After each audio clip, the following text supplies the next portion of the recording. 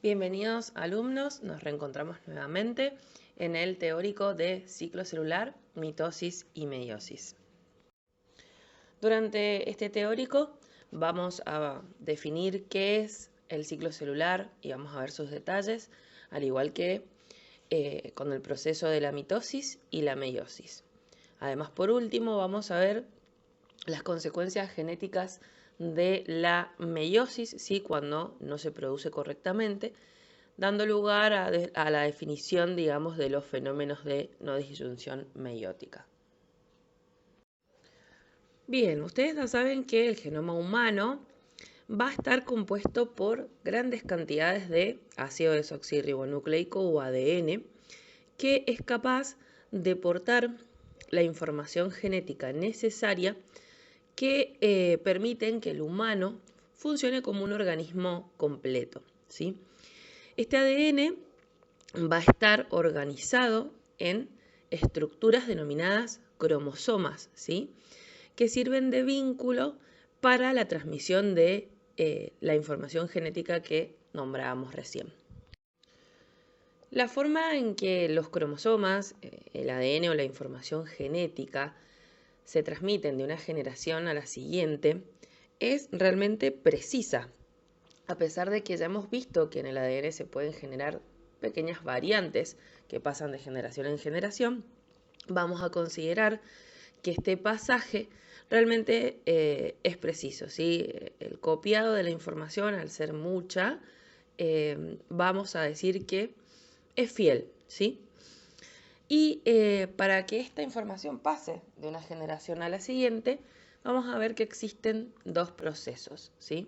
Por un lado, el de la mitosis, que es el que se va a producir en células somáticas, estas células que dijimos que componen todo nuestro organismo, a excepción de las gametas, ¿sí? Y que en este caso van a permitir que nuestro organismo o cuerpo crezca, ¿sí? Se diferencie y regenere los tejidos, ¿sí? A través de la mitosis. Y la otra forma, ¿sí? de permitir el pasaje de esta información de una célula a la otra es la meiosis, ¿sí? Que se va a producir solo en la línea celular germinal, ¿sí? Esta que es capaz de generar las células reproductoras o gametos. Vamos a definir al ciclo celular como un conjunto ordenado de sucesos que van a conducir posteriormente al crecimiento y a la división celular. Este ciclo celular tiene tres fases o partes principales, ¿sí? Por un lado va a estar la interfase, que a su vez tiene distintos procesos dentro, que ya los vamos a detallar. Fíjense que en la figura está representado por la flecha grande verde. Seguido de la interfase viene la mitosis, ¿sí? Que también pueden encontrarla como división nuclear, ¿sí? Donde también vamos a ver que tiene distintas fases en su interior, que también detallaremos más adelante. Y posteriormente este ciclo celular va a terminar con la citocinesis o división del citoplasma. Comencemos a detallar cada una de estas tres fases importantes del ciclo celular. ¿Sí? Habíamos dicho en la diapositiva anterior que la primera de ellas era la interfase, ¿sí? Que se va a suceder después justamente de la mitosis o división nuclear. Fíjense que en el gráfico está representada, como les decía también recién, con una flecha verde y a su vez las etapas que las componen están marcadas con flechas que tienen bordes rojos, ¿sí? Durante la interfase es que la célula va a pasar el mayor tiempo de su ciclo vital, ¿sí? Digamos que es la fase más larga. Y si observan, comienza esta fase por la etapa G1, donde se van a replicar los centríolos, ¿sí? Además de que ya desde esta etapa la célula comienza a prepararse para la mitosis, o sea, comienza a aumentar su tamaño. Básicamente lo que sucede primero es la replicación de los centríolos, ¿sí? Estas organelas que son propias de las células animales y que posteriormente van a permitir la formación del uso mitótico. Seguido de la fase G1 está la fase o etapa S, donde la célula se va a preocupar por duplicar su material genético, ¿sí? Va a haber una replicación del ADN. Y posteriormente en la fase G2, ¿sí? Es donde realmente la célula crece de tamaño y genera muchos componentes que van a permitir posteriormente la mitosis, ¿sí? Como pueden ser enzimas, distintas proteínas y estructuras. Si detallamos un poquito más cada una de estas fases de la interfase, podemos decir también que en la fase o etapa G1 va a haber, como les decía, crecimiento celular. Se van a comenzar a sintetizar organelas nuevas y vamos a tener esta duplicación de centríolos. En este caso, estamos hablando justamente de células animales, sobre todo de células humanas, ¿sí? Pues si estuviéramos hablando de células vegetales, no tenemos la presencia de centríolos, pero sí de centrosomas, que son las zonas justamente donde en una célula animal estarían los centríolos. Bueno, posteriormente en la fase S, como dijimos, va a haber síntesis o replicación del ADN y de todas las proteínas que estén asociadas con este proceso, ¿sí? Sobre todo enzimas. Y en la fase G2, la célula va a preparar las estructuras para la mitosis y la citocinesis. Durante la fase de interfase del ciclo celular también podemos encontrar una etapa denominada G0. Durante esta etapa, la célula permanece en una especie de reposo o stand-by, donde su metabolismo basal es muy bajo, ¿sí? Esto sucede generalmente cuando, las condiciones externas del ambiente o las señales que recibe la célula no son las apropiadas para justamente dividirse, y puede pasar cuando en el tejido no se necesitan nuevas células o no hay que hacer que justamente este tejido crezca.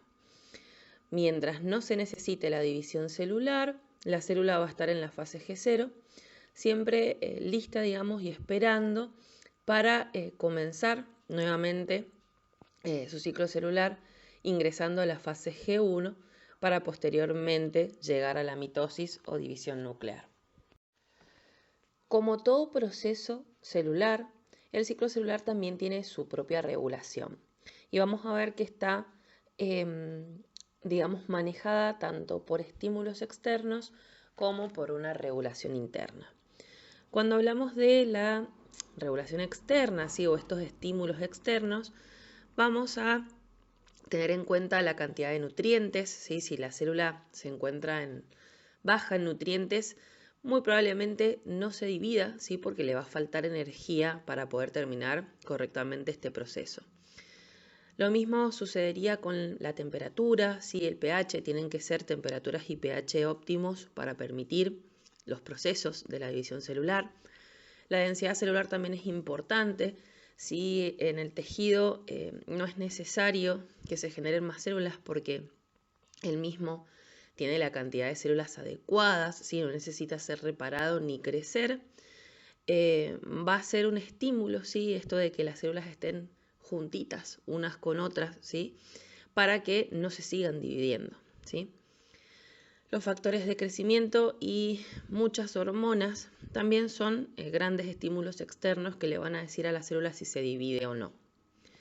Si nos vamos a la parte de la regulación interna, también vamos a encontrar un gran set de proteínas de regulación, que ya las vamos a ver en teóricos posteriores. Y digamos que las vedettes que vamos a encontrar en esta parte son las ciclinas y las quinasas dependientes de ciclinas que van a actuar en conjunto. Van a encontrarse en distintas concentraciones a lo largo del ciclo celular y por ende van a permitir que este avance hacia la mitosis y la citocinesis. El ciclo celular también se regula a partir de diferentes puntos de control o checkpoints. Si estos puntos de control van a corroborar distintas características de la célula para permitir o no el pasaje de una etapa a la siguiente, ¿sí? ¿qué se va a, digamos, controlar, sobre todo en estos puntos? Bueno, que el ADN no esté dañado, ¿sí? Que haya habido una cierta integridad, ¿sí? O precisión en la replicación del mismo, esto que decíamos de que, bueno, que haya fidelidad en la copia del ADN y que si se han producido errores, por lo menos la mayoría se hayan corregido. ¿Sí? También se va a chequear el correcto ensamblaje de la red de microtúbulos, ¿sí? Que va a permitir la formación del uso mitótico y que los cromosomas a su vez se unan bien a este uso, ¿sí? Entre otras características. Si se fijan en el esquema de la izquierda, vamos a ver que estos checkpoints están localizados en puntos específicos del ciclo celular. Hay uno que va de G1 a S, ¿sí? Que va a chequear sobre todo la integridad, ¿sí? Y que no haya daños en el ADN. Después hay otro de G2 a M donde se va a controlar que el ADN se haya duplicado correctamente, ¿sí? Para que cada célula hija posteriormente tenga la cantidad necesaria de ADN para su funcionamiento. Y después en la fase de la mitosis vamos a encontrar un checkpoint de la metafase a la anafase que va a regular, entre otras cosas, ¿sí? Que los cromosomas estén bien alineados en el ecuador para permitir después que se repartan equitativamente entre las dos células hijas. ¿Qué pasa si alguna de estos controles no es aprobado? ¿Sí? Si, por ejemplo, hay daño en el ADN o el ADN se duplicó mal. Bueno, inmediatamente, cuando se detectan estos errores, el ciclo celular se detiene y deja de haber división celular. Cuando, bueno, se detecta algún tipo de daño o error a través de los checkpoints, como dijimos recién, el ciclo celular se detiene, ¿sí? No progresa hasta que este daño o error se reparan o corrigen. Si el daño es excesivo, ¿sí? Si ese error es muy grande y la célula no es capaz de repararlo o sortearlo, directamente la célula va a entrar en apoptosis, ¿sí? Que es una muerte celular programada que también está totalmente regulada en la célula. Pero bueno, esto va a suceder porque obviamente que lo que intenta esta célula, digamos, cuando se detecta, obviamente que hay un error muy grande, por ejemplo en el ADN, es evitar que esta información errónea pase de una célula a la otra. Bien, para ya ir terminando con ciclo celular y adentrarnos en la mitosis y la meiosis, he colocado algunas diapositivas para que repasemos ciertos conceptos que les van a ayudar a entender mejor justamente los procesos de mitosis y meiosis. Seguramente que hay algunos que ya tienen claras estas definiciones o estos conceptos, pero nunca está de más, bueno, que repasemos un poquito. Ya saben ustedes que, bueno, que cada especie en particular tiene un número de cromosomas característicos, ¿sí? En nosotros, los humanos, las células somáticas van a tener 46 cromosomas, ¿sí? 44, recordemos que eran autosomas, y 2 eran cromosomas sexuales. Y en las células sexuales o gametos vamos a tener la mitad de dotación cromosómica, ¿sí? 23, 22 autosomas y un solo cromosoma sexual. Entonces, el número de cromosomas somáticos o de las células somáticas es diploide, ¿sí? Lo vamos a representar con 2N. Y el número de cromosomas sexuales o de las células germinales, o sea, en realidad de los gametos, es haploide, ¿sí? Lo vamos a identificar con la letra N, ¿sí? Que justamente significa que justamente esa célula es haploide. Bien, esta diapositiva tiene aclaraciones sobre la mitosis, básicamente, y además les he colocado un esquema de un cromosoma en metafase, que ya vamos a detallar sus partes.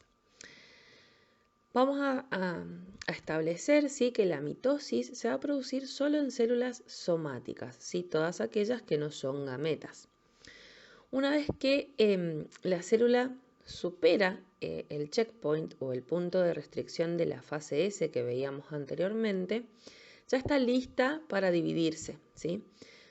Y al comienzo de la mitosis, sí o sí los cromosomas deben estar condensados. Ya vamos a ir viendo las etapas de la mitosis y vamos a ver que al inicio de lo que sería el ciclo celular, la célula tiene su material genético descondensado, ¿sí? En forma de cromatina. Si se quiere dividir y quiere pasar a la división nuclear, ¿sí? O a la mitosis, los cromosomas sí o sí tienen que estar condensados porque si no sería imposible repartirlos entre las dos células hijas. El cromosoma que tienen hacia la derecha en esta diapositiva, como les decía recién, es un cromosoma que está completamente condensado y ya ubicado en el plano ecuatorial de la célula porque es un cromosoma metafásico, ¿sí? De la fase metafase de la mitosis. Lo que quiero que resaltemos aquí es que justamente al estar en metafase ya está duplicado, ¿sí? El material genético que lo compone. Por ende tiene dos cromátidas hermanas que las van a ver señaladas en la parte superior, ¿sí? Y además quería recalcarles que, bueno, el centro de unión de estas dos cromátidas se denomina centrómero, ¿sí? Y el cinetocoro sería un conjunto de proteínas básicamente que se añaden alrededor del centrómero para permitir que estos cromosomas se unan a las fibras cinetocóricas, que serían esas celestes que vemos que salen perpendicularmente de los cinetocoros. Esto va a permitir obviamente que se anclen al uso mitótico y que posteriormente sean divididos en las dos células hijas. Bueno, también vamos a decir que el ensamble del uso mitótico va a comenzar en la mitosis, ¿sí? Antes de la división nuclear.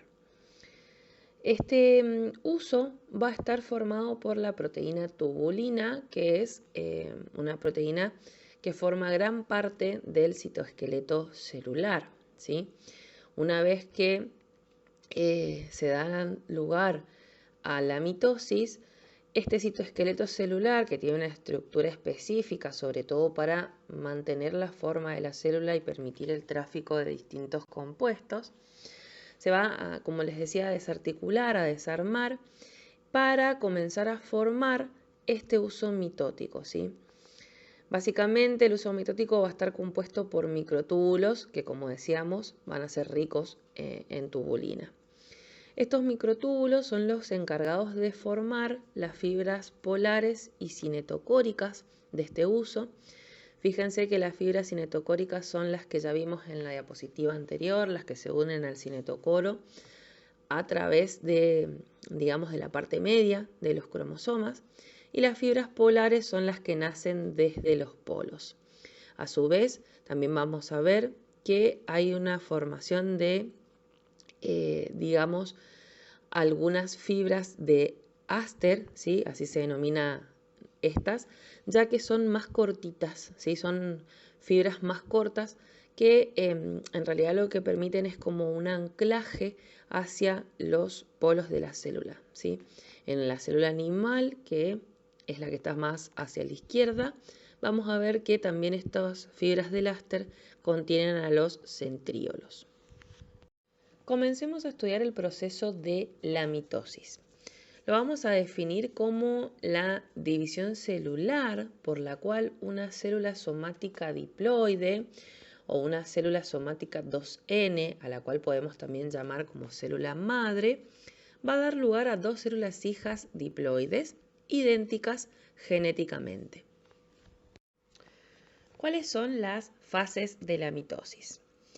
Previo a la mitosis vamos a encontrar una pequeña interfase donde la célula va a comenzar a prepararse para realmente entrar en las etapas o fases de la mitosis. La primera etapa o fase es la profase, ¿sí? Que está seguida de una prometafase. Posteriormente vamos a ver que existe una metafase, luego una anafase, después una telofase y para que la mitosis se concluya, sí o sí debe ocurrir la citocinesis, que es la división del citoplasma. Durante la interfase de la mitosis, la célula va a aumentar de tamaño, ¿sí? Como ya habíamos dicho anteriormente cuando estábamos hablando de ciclo celular, ¿sí? El material genético o ADN se va a duplicar, ¿sí?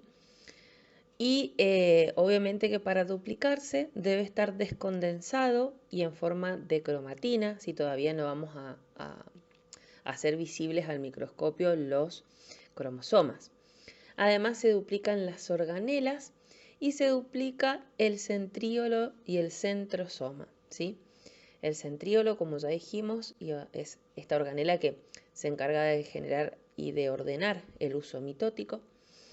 Y el centrosoma es la zona a donde se encuentran estos centríolos. Ahora sí, durante la profase, la cromatina comienza a condensarse, ¿sí? Entonces comenzamos a esbozar la forma de los cromosomas. Van a desaparecer los nucleolos, ¿sí? Del núcleo. Los centríolos y centrosomas van a migrar hacia los polos y los microtúbulos del citoesqueleto celular se desarticulan para empezar a formar el uso mitótico. Además, la membrana nuclear va a comenzar a fragmentarse, ¿sí? Yo para poder dividir los cromosomas necesito romper el núcleo. Durante la prometafase, la membrana nuclear termina de fragmentarse para permitir la liberación de los cromosomas, los cuales se van a unir al uso mitótico, ¿sí? A través de sus cinetocoros, ¿sí? Recordemos que tienen una diapositiva para repasar de qué se trata este cinetocoro. Entonces, los cromosomas, una vez ya unidos al uso mitótico, van a comenzar a migrar hacia el plano ecuatorial de la célula. Ya en la metafase, los pares de cromátidas, ¿sí? O cromosomas duplicados comienzan a alinearse en el ecuador de la célula, conducidos por las fibras cinetocóricas. En la metafase tardía van a ocupar completamente el plano ecuatorial y es allí cuando se terminan de condensar estos cromosomas y los vemos ya nítidos en el microscopio. Durante la anafase, los centrómeros se van a separar, ¿sí? Y van a permitir entonces la separación de las cromátidas hermanas que pasan a formar un cromosoma individual, ¿sí? Recordemos que en la metafase este cromosoma estaba duplicado y formado por dos cromátidas hermanas. En la anafase esas cromátidas hermanas se separan. Esto permite que los dos sets de cromosomas migren hacia los polos. Ya hacia la fase final de la mitosis, la telofase, los cromosomas van a estar ubicados en los polos opuestos de las células, comienzan a descondensarse y a rodearse de membrana nuclear, ¿sí? El uso mitótico se desarticula, se disipa y comienzan a aparecer nuevamente los nucleolos en los futuros núcleos de cada célula hija. Finalizada la mitosis o división del núcleo, comienza la citocinesis o división del citoplasma, ¿sí?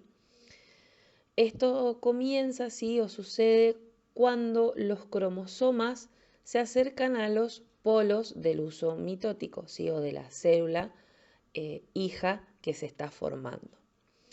Esto, o sea, la división del citoplasma, se permite debido a que en la célula animal se forma un anillo contráctil de actina y miosina que va a estrangular el citoplasma de la célula y va a permitir que esa célula madre forme dos células hijas. Como resultado de este proceso de la mitosis, vamos a obtener, a partir de una célula madre diploide, dos células hijas diploides, ¿sí? Completas, cada una con un núcleo que contiene toda la información genética de la célula original. Lo importante que tenemos que recordar en este caso es que las dos células hijas son idénticas entre sí y en algún momento fueron idénticas a la célula madre que les dio origen. Bueno, ya hemos terminado con la mitosis. Comencemos a introducirnos en el proceso de la meiosis, ¿sí? Sabemos que, bueno, que la reproducción sexual va a requerir en general de dos progenitores, ¿sí? Y que va a involucrar dos procesos. Por un lado, este que estamos comenzando, que es la meiosis, que va a permitir que se originen los gametos. Y posteriormente la fecundación, ¿sí? Que va a permitir que las dotaciones genéticas de los progenitores se reúnan. Bien, ya habíamos dicho entonces que la meiosis permite la formación de los gametos tanto masculino como femenino, ¿sí? O sea, el espermatozoide y el ovocito. Cuando estos se reúnen, va a producirse el proceso de la fecundación, que va a permitir que se reúna la totalidad del material genético o información genética que requiere una célula humana. ¿Sí? Se va a comenzar en realidad a formar un cigoto que es diploide. ¿Sí? Recordemos que los gametos, ¿sí? Son haploides, solo tienen una sola dotación cromosómica. Dentro del cigoto vamos a poder visualizar cromosomas homólogos. ¿Sí? Recordemos que los cromosomas homólogos son cromosomas que portan la misma información genética, pero que tienen distinta procedencia. ¿Sí? Uno de los cromosomas homólogos del par va a provenir del papá y el otro de la mamá. En este esquema vamos a poder observar básicamente lo que vimos en el anterior, ¿sí? En la diapositiva anterior, solamente que acá lo tenemos, digamos, como en forma de ciclo y además podemos observar que bueno, los gametos femeninos se van a generar en el ovario y que los gametos masculinos se van a generar en los testículos. Ambos gametos se van a unir o van a unir sus pronúcleos por la fecundación. Estos gametos recordemos que eran haploides y se va a formar posteriormente de la fecundación el cigoto diploide. Bueno, ahora sí definamos realmente a la meiosis. Vamos a decir que es la división celular por la que células diploides o 2N de la línea germinal, ¿sí? Ovogonias y espermatogonias en nuestra especie, van a dar lugar a gametos haploides, ¿sí? O N, ¿sí? A los ovocitos y a los espermatozoides. También vamos a aclarar que durante la meiosis existen dos tipos de divisiones, ¿sí? O dos meiosis sucesivas, ¿sí? Por un lado vamos a tener a la meiosis 1, que también es conocida como división reduccional, ya que aquí vamos a reducir el número de los cromosomas, ¿sí? De diploide o 2N a haploide o N mediante el apareamiento de los cromosomas homólogos en la profase de la meiosis, ¿sí? Y su posterior segregación a diferentes células durante la anafase. Seguido de la meiosis 1 está la meiosis 2, que se va a producir sin una replicación del material genético, ¿sí? En la meiosis 2 el ADN no se duplica, ¿sí? Y como en una mitosis normal, las cromátidas hermanas, ¿sí? De los cromosomas se van a separar y una cromátida de cada cromosoma va a pasar a cada célula hija. Bueno, presentando las distintas etapas de la meiosis 1 y meiosis 2, es que, bueno, les armé esta diapositiva. Fíjense que en la primera división o meiosis 1, primero vamos a tener una interfase donde hay duplicación del material genético, ¿sí? Y posteriormente vamos a entrar a la profase 1, donde aquí va a ocurrir un evento muy importante que es el crossing over, ¿sí? Básicamente este proceso lo que permite es el apareamiento entre cromosomas homólogos para que estos intercambien material genético. Después de la profase 1 va a estar la metafase 1, luego la anafase 1 y después la telofase 1. Esto referido a la meiosis 1. Luego de la telofase 1 de la meiosis 1, vamos a entrar en la segunda división o meiosis 2, que también puede tener una pequeña interfase, pero esta, si existe, es muy corta y no permite la duplicación del ADN, ¿sí? No hay duplicación del material genético. Una vez terminada esta corta interfase, entraríamos a la profase 2, luego a la metafase 2, luego a la anafase 2 y por último a la telofase 2. Ya habíamos dicho anteriormente que la meiosis 1 es una meiosis o una división celular reduccional, ya que la célula madre que comienza a dividirse es una célula diploide y luego posteriormente da lugar a células haploides, ¿sí?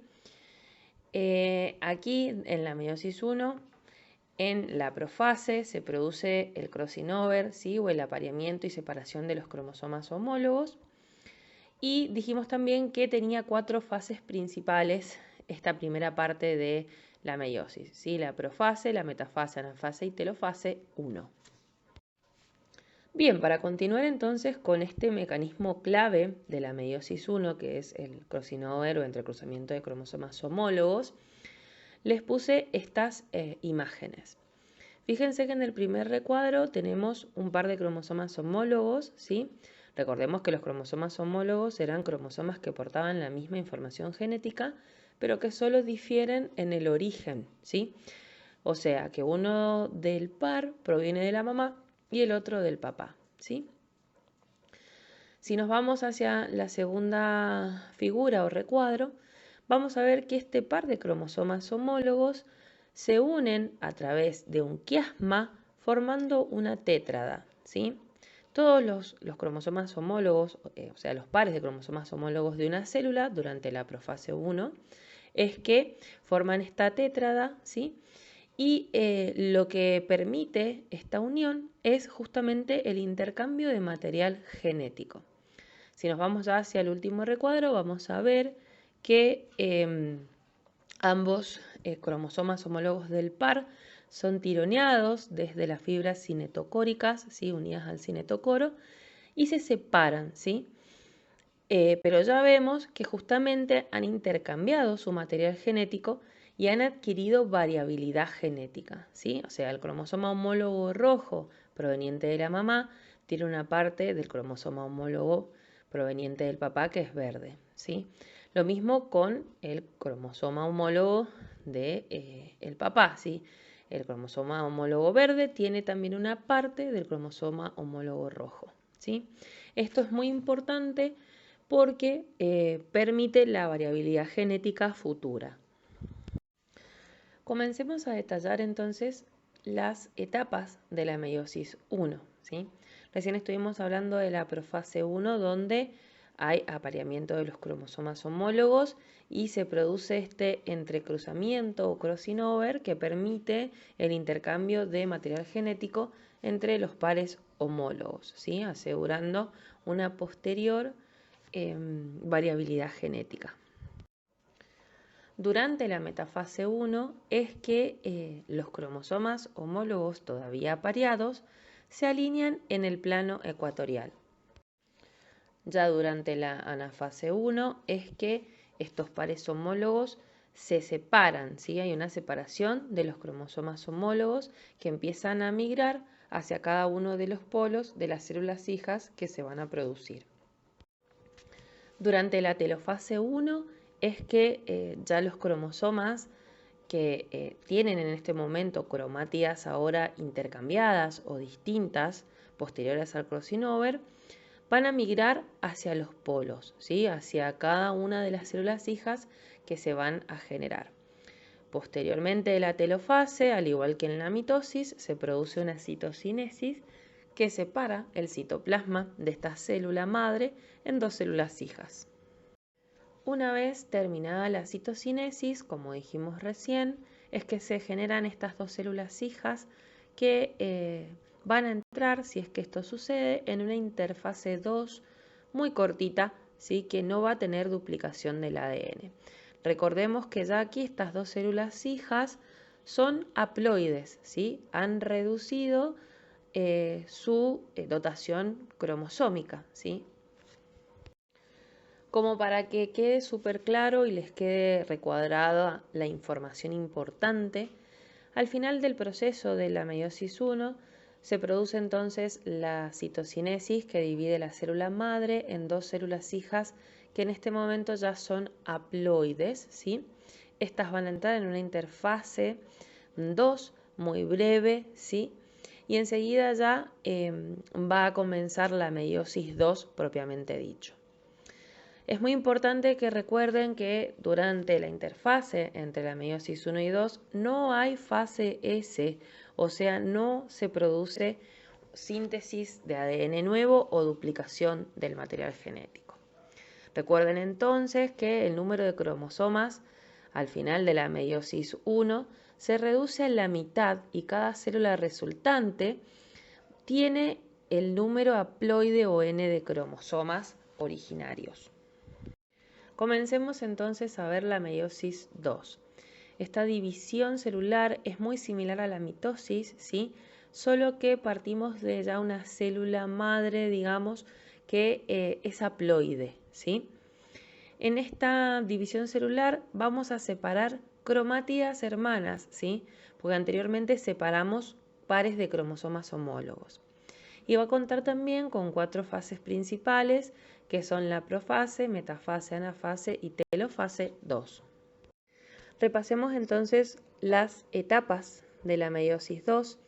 Fíjense que en el esquema que tienen, o en la imagen, vamos a tener estas dos células haploides que se originaron de la meiosis 1, ¿sí? Estas mismas van a pasar nuevamente, como dijimos, por una interfase muy cortita, si es que la hay, sin duplicación del material genético, por una profase 2, ¿sí? Que, como ya vimos anteriormente, es que la membrana nuclear comienza a quebrarse, ¿sí? Para liberar los cromosomas al citoplasma. Durante la metafase 2, estos cromosomas que están duplicados y formados por cromátidas hermanas van a migrar hacia el plano ecuatorial de la célula y se van a alinear en el mismo. Ya cuando llega a la anafase 2 es donde vamos a tener justamente esta separación de cromátidas hermanas, ¿sí? Ahora cada cromosoma va a estar formado por una sola cromátida, ¿sí? Y estas van a comenzar a migrar hacia los polos, ¿sí? Se van a separar y van a empezar a ser tironeadas hacia los polos de la célula que les va a dar después origen a dos células hijas cada una de ellas. En la telofase, estas cromátidas ya llegan a los polos celulares. Va a haber obviamente también una citocinesis, ¿sí? O separación del citoplasma. Y esto es lo que va a permitir que en la meiosis 2 ya tengamos 4 células hijas, ¿sí? A partir de una célula madre que comenzó con la meiosis 1.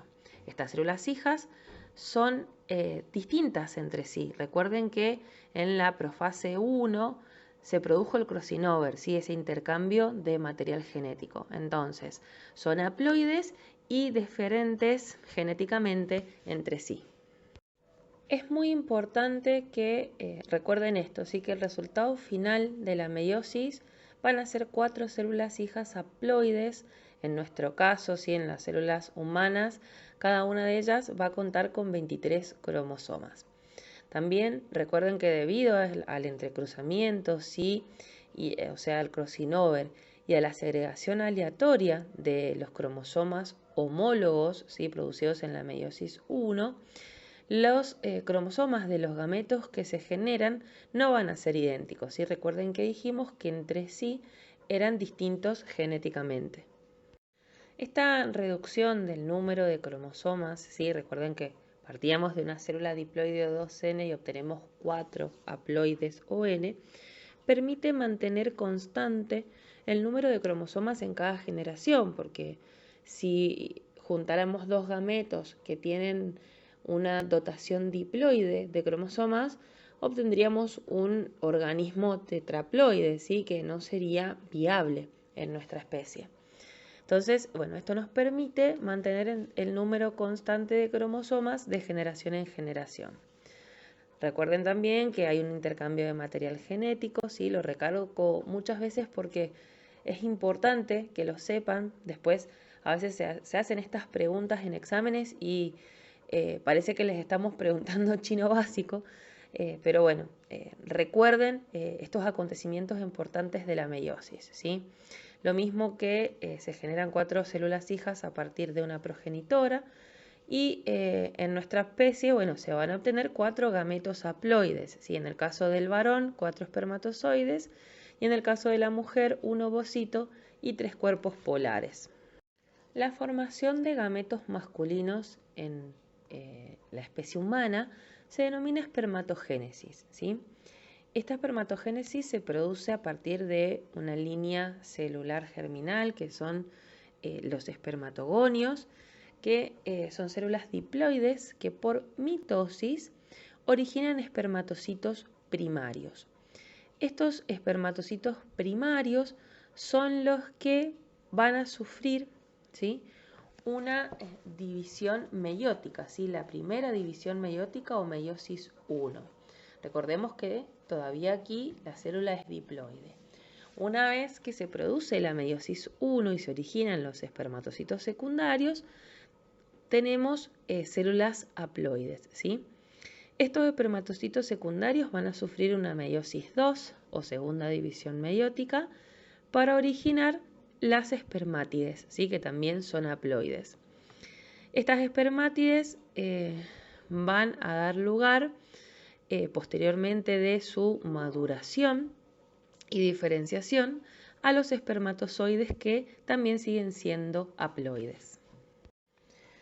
La formación de los gametos femeninos en las mujeres se denomina ovogénesis, ¿sí?, en la especie humana, y la primera parte de este proceso es muy similar a la espermatogénesis que vimos anteriormente, ¿sí? Vamos a tener una línea de células germinales, los ovogonios u oogonios, que son células diploides que por mitosis van a dar lugar a los ovocitos primarios.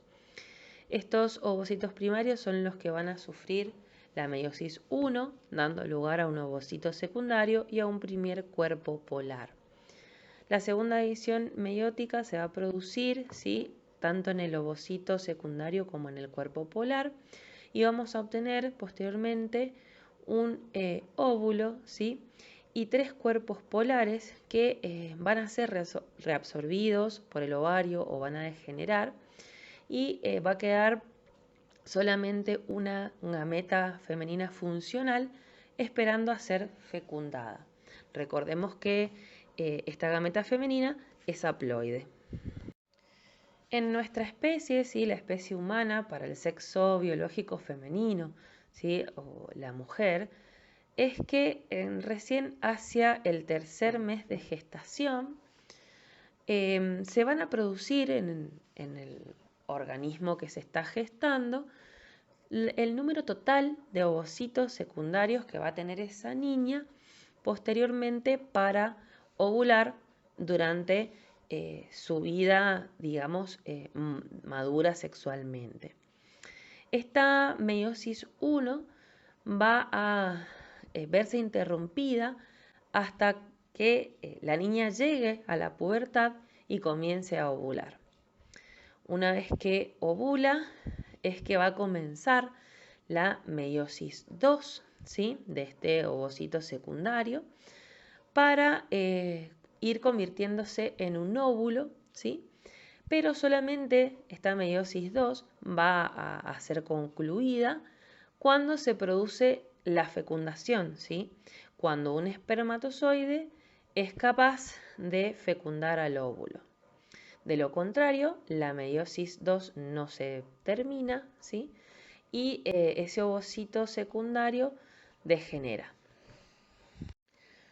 En esta siguiente diapositiva lo que hice fue ponerles otros esquemas más simplificados de la espermatogénesis y la ovogénesis, ¿sí?, y pueden a su vez ir comparando cada una de las etapas tanto en el hombre como en la mujer.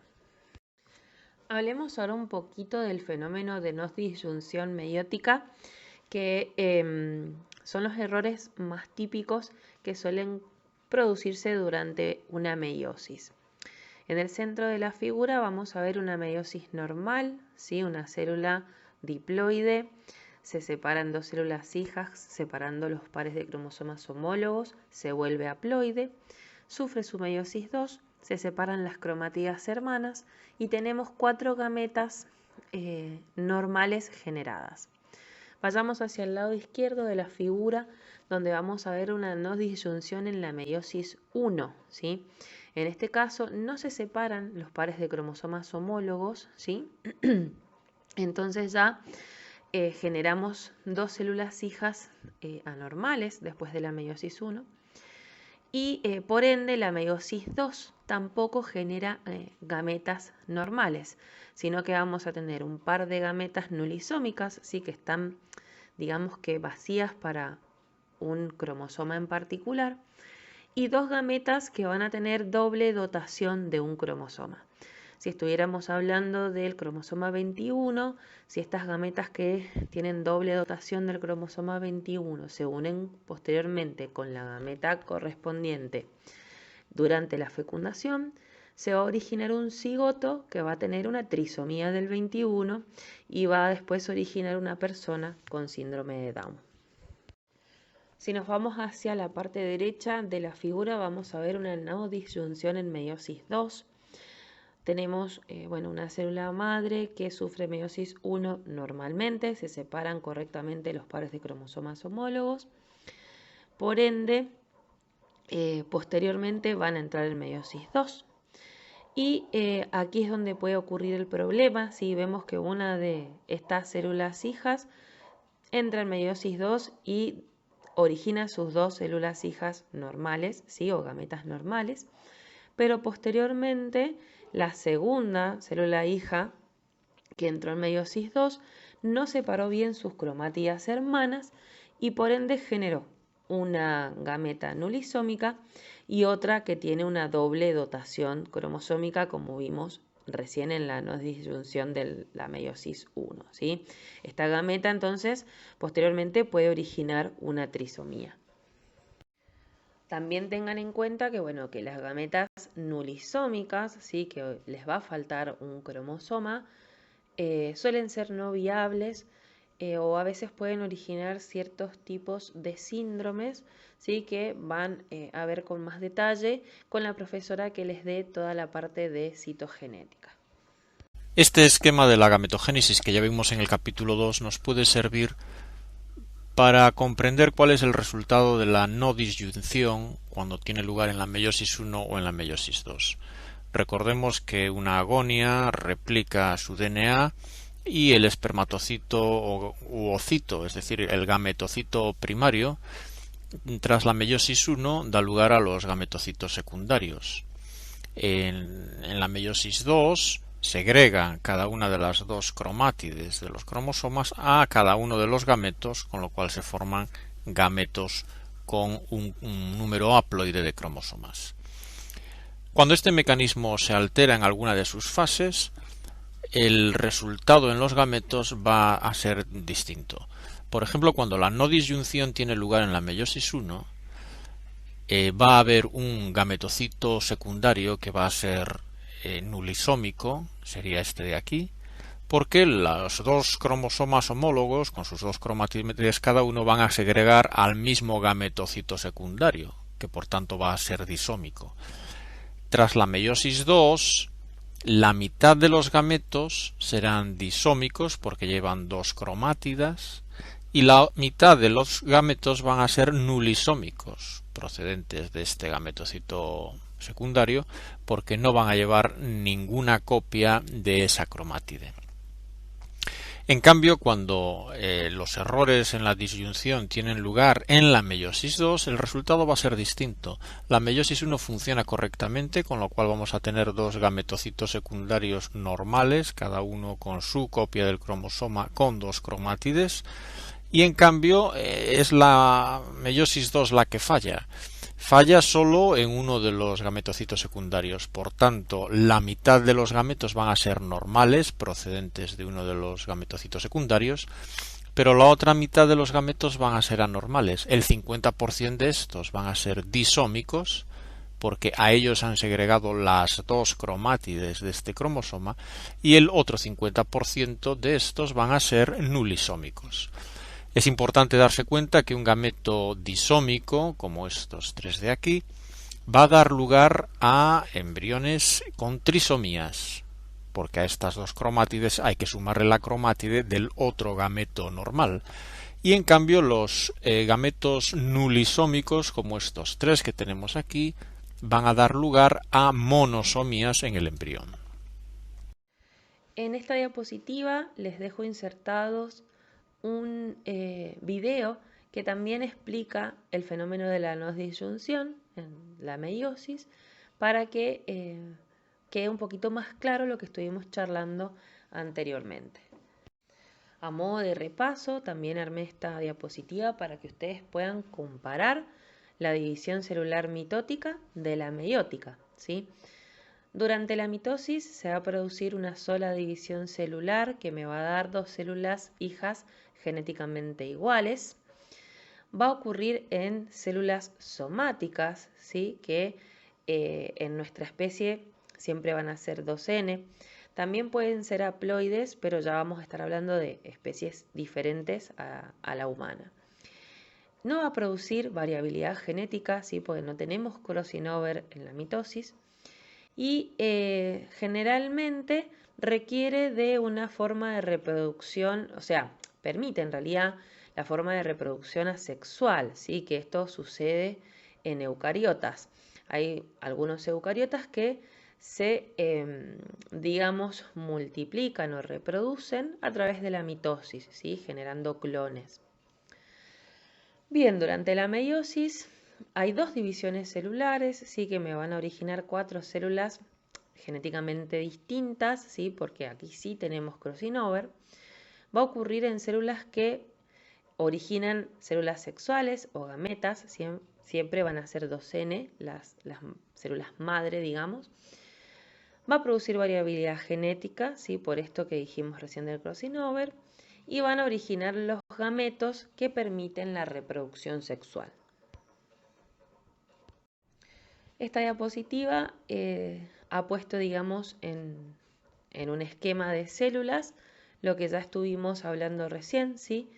Las diferencias entre la división mitótica y meiótica. Hemos terminado finalmente el teórico de ciclo celular, mitosis y meiosis. Puede hacerse un poquito largo y un poquito tedioso porque son conceptos básicos, muchos de los cuales se los repito varias veces, pero bueno, es importante, como les decía, que conozcan el detalle de todos estos mecanismos para después posteriormente entender mejor ciertos temas que van a ir viendo más adelante en la materia, ciertos síndromes, ciertas patologías. Cualquier duda o consulta, ya saben, me pueden dejar un mensaje en la plataforma virtual o enviarme un correo a mi mail institucional.